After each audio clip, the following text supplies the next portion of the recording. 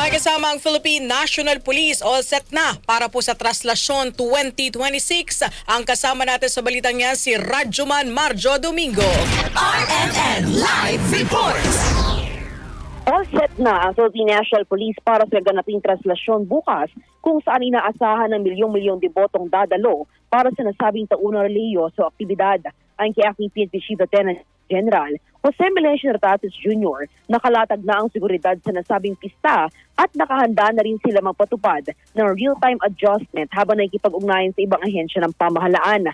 Ayon pa sa kanya, nag-deploy na ng sapat na bilang ng mga police personnel sa Carina Grandstand maging sa Quiapo para masiguro ang pampublikong kaligtasan habang isinasagawa ang pananampalataya ng mga deboto. Nakaposisyon na din ang mga operatibang nakasibilyan at intelligence units para pigilan ng mga insidente kagaya ng pandurukot at pagnanakaw, panlilinlang at iba pang uri ng pananamantala at krimen sa panahon ng pahalik.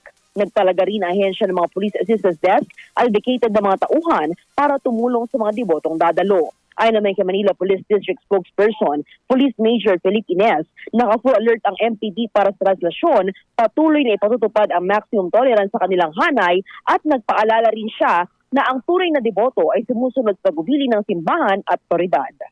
Ang pamunuan ng Philippine National Police mananatili po yung aming full alert status. Pinakamataas na andas po ng pagtitimpi, katulad po ng binanggit ko, ang totoong deboto sumusunod po sa mga tagubilin po ng simbahan at ng otoridad. At iyan ang tinig ni MPD spokesperson Major Ines.